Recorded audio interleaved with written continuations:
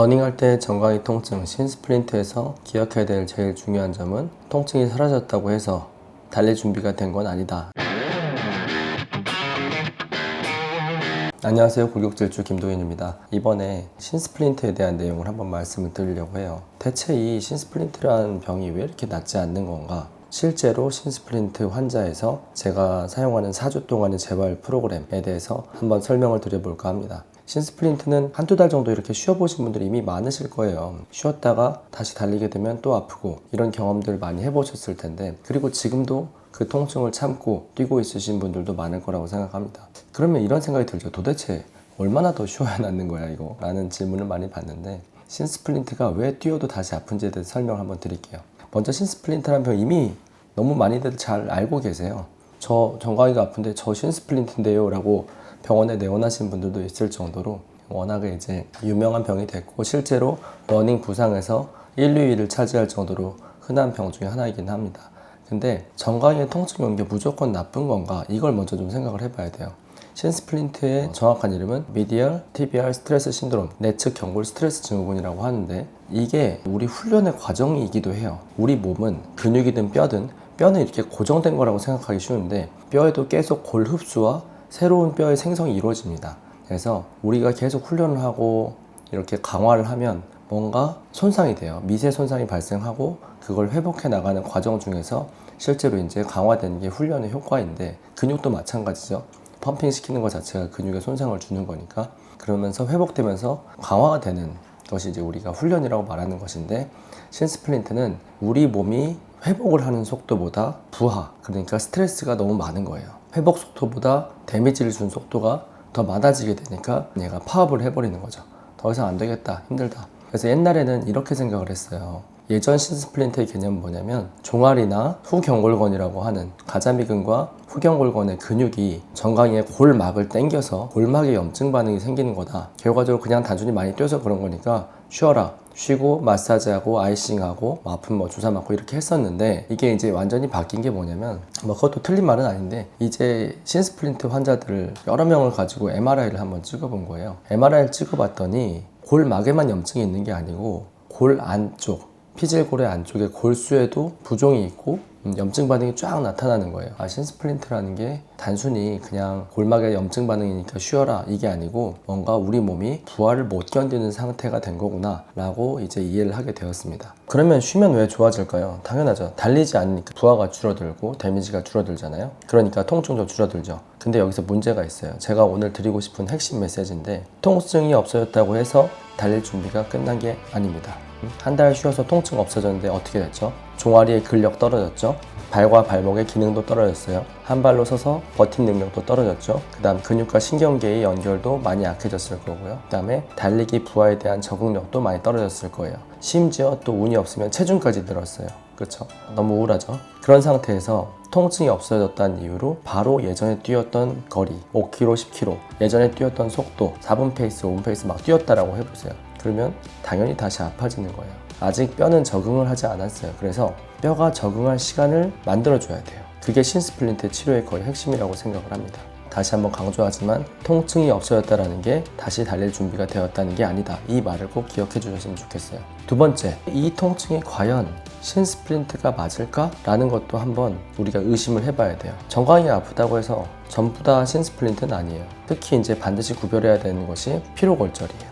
이제 둘을 완벽하게 이제 떼어내서 이제 구별을 할 수는 없어요. 약간 친척 사촌 같은 관계예요. 실제로 신스플린트가 있던 환자에서 피로골절로 진행을 하기도 하고요. 근데 이걸 기억하셔야 돼요. 모든 피로골절 환자들이 신스플린트를 거쳐서 피로골절이 되는 게 아니에요. 어떤 환자분들은 처음부터 그 통증이 그냥 피로골절로 진행을 하기도 합니다. 신스플린트를 거치지 않고. 그러면 그 둘을 어떻게 구별하느냐? 사실은 일반인들이 구별하기는 참 쉽지 않은데, 저 같은 경우는 이제 그런 유해 환자분들을 많이 보다 보니까 확실히 통증 호소 양상이 달라요. 신스플린트 환자들 같은 경우에는 저는 처음에 달리러 나오면 아픈데 달리다 보면 통증이 좋아진다, 그리고 뛰고 나면 또 다시 아파진다, 이렇게 말씀하시는 분들이 주로 이제 신스플린트 환자들의 양상이고, 피로골절 환자들 같은 경우에는 뛰면 뛸수록 점점 더 아파집니다. 그리고 그 통증이 거의 하루 종일 가요. 그리고 통증의 범위 자체도 신스플린트 환자들한테 어디가 아프세요? 라고 물어보면 잘 짚지를 못해요. 한 요 정도? 요 정도? 요 정도? 제가 누르면 이제 거기 아파요 이렇게 말씀하시는데, 피로골절 환자분들은요 딱 이렇게 얘기해요.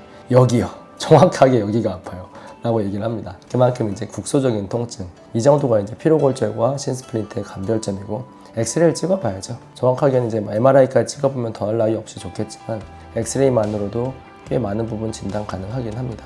그래서 일단은 정강이가 아플 때 신스플린트니까 무조건 거의 마취 치료한 게 아니고, 통증의 양상이 뭔가 심상치 않다, 달리면 달릴수록 더 아파지고 국소적이다 라고 하면은 피로골절도 감별하고 치료에 들어가는 게 좋다라는 것입니다. 그래서 마지막으로 제가 오늘 드리고 싶은 세 번째 말씀, 그래서 재활이 왜 필요할까? 처음부터 다시 돌아가 볼게요. 쉬면은 부하는 줄어들어요. 그래서 통증은 좋아지는데, 쉬면은 내 몸이 달리기를 견디는 능력이 좋아지는 건 아니에요. 이게 핵심이에요. 달리기를 견디는 몸을 만들어줘야 되는 거죠. 그래서 원인이 다 달라요. 뭐 어떤 분들은 평발이 무조건 신스플린트를 일으킨다라고 알고 있는데, 이런 게 좀 많더라고요. 뭐 유튜브나 인스타나 보니까. 근데 아니에요. 실제로 신스플린트 환자들 보면은 평발도 많고 요족도 많고요. 그 다음 어떤 분들은 둔근, 엉덩이 근육이 약해서 무릎이 무너지면서 신스플린트가 오기도 합니다. 또 어떤 사람들은 다 좋은데, 발도 좋고 골반도 다 좋은데 훈련량이 너무 많아져서 갑자기 뭐 서비스를 준비한다든지 갑자기 마일리지를 뭐 500으로 늘린다든지 이런 것 때문에 신스플린트가 생기기도 해요.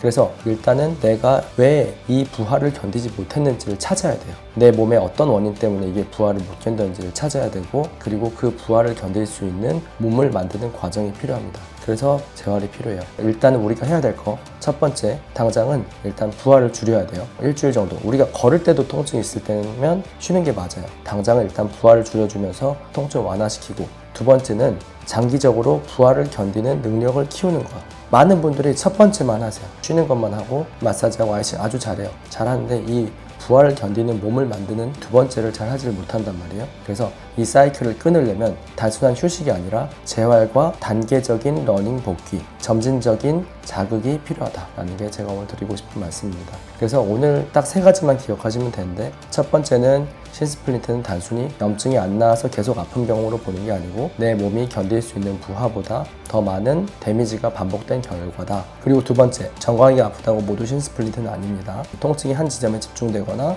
일상에서도 통증이 있다라고 하면 피로골절을 반드시 감별하고 가야 되고요. 세 번째, 통증이 없어졌다고 달릴 준비가 끝난 게 아니다. 쉬는 것은 통증을 줄일 수 있지만 다시 달리기 위해서는 내 몸이 달리기를 견디는 능력을 키워내야 된다라는 것입니다. 네, 그래서 지금까지 신스플린트가 왜 쉬어도 낫지 않는지, 그리고 재활이 왜 필요한지에 대해서 설명을 드렸고요. 다음 시간부터는 제가 이제 운동치료실에 직접 가서 어떤 운동을 어떻게 시키는지에 대해서 한번 설명을 드릴 거예요. 그거에 대해서 이제 간단하게 설명을 드리면 총 4주 프로그램인데, 1주차 때는 통증을 감소시키고 조직에 적당한 자극을 주는 운동들을 합니다. 통증 점수가 3점이 될 때까지 걷는 연습을 하고, 그 다음에 종아리 아이소메트릭, 종아리 근력 버티기 운동을 하고요. 또 하나 중요한 게 발바닥의 운동, 발바닥 내재근 강화 운동을 시킵니다. 2주차 때부터 이제 조금씩 뛰기 시작을 해요. 근데 막 달리기를 하는 게 아니고 걷기 하는 거예요. 뛰다가 통증이 살짝 올라올 것 같으면 걷고, 이걸 반복하면서 케이던스를 조금씩 올리는 훈련을 합니다. 하면서 조직의 능력을 올리는 훈련을 해요. 종아리 근력 강화하고 비복근 강화, 둔근 운동, 한 다리 버티기, 이런 것들로 조직 능력 올리기를 합니다. 3주차 때부터는 이제 충격을 흡수할 수 있는 능력을 올려줘야 돼요. 조직 능력이 어느 정도 올라갔으면 그때부터는 이제 홉 점프, 포고 점프, 대표적으로 우리가 알고 있는 스킵, A 스킵, B 스킵 뭐 있잖아요. 이런 것들을 이제 3주차 때부터 스텝박스를 놓고 이제 훈련을 시키고요. 4주차 때 본격적으로 러닝을 복귀를 시켜요. 이때 중요한 게 절대 속도를 올리면 안 돼요. 주당 10에서 20% 정도 거리만 올려갑니다. 이제 마지막으로 한 발로 점프가 가능하고, 달리고 나서 다음날 통증이 없고, 그 다음에 계단에서 통증이 없다라고 하면은 이제 정상 훈련으로 복귀를 시킵니다. 제 실전편 재활 프로그램 4주 편으로 찾아뵙도록 하겠습니다. 이상 골격질주 김동현이었습니다.